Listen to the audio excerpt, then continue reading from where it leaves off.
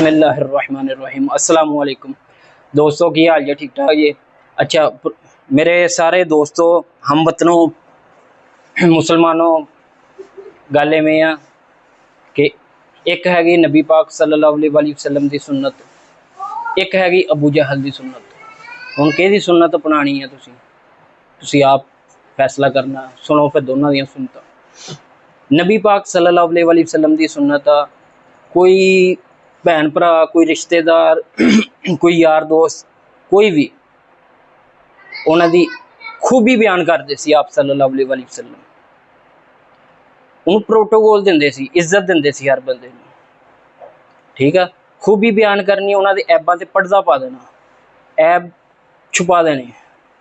ये साडे प्यारे नबी पाक सल्लल्लाहु अलैहि वसल्लम की सुन्नत आ। अबू जहल की की सुन्नत आ? अबू जहल की सुन्नत आ गीबत करनी, ओदी गल ओदे को करनी, ओदी गल ओदे को करनी, एक दूए नूं लड़ाना पड़वाना।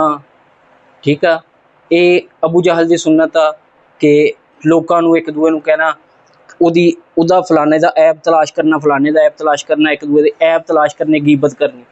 हालांकि अल्लाह पाक ने कुरान पाक दे विच मना कीता, ऐ ईमान वालेओ गीबत ना करो। क्या तुसीं पसंद करोगे अपने मरे हुए भरा दा गोश्त खाना? इत्थों तो यकीन तुसीं करेआन महसूस करोगे। ठीक है, इस करके गीबत ना किया करो। अल्लाह रब्बुल इज़्ज़त दा हुक्म भी पूरा होएगा और साडे प्यारे नबी पाक सल्लल्लाहु अलैहि वसल्लम दी सुन्नत भी पूरी होएगी। हर किसी दी खूबी तलाश करिया करो, ऐबां नूं छुपाओ, खूबियां लभो, खूबियां बयान करो एक दूए दियां। इस तरह तुहाडे अमालां दे विच इजाफा होएगा, तुहानूं नेकियां भी मिलणगियां और इंशाअल्लाह अज़्ज़ा व जल तुहाडीआं लड़ाइयां झगड़े भी खत्म हो जाणगे। क्यों फिर है कि नहीं, एक तीर दे विच 6-6 शिकार। मज़ा हैगा।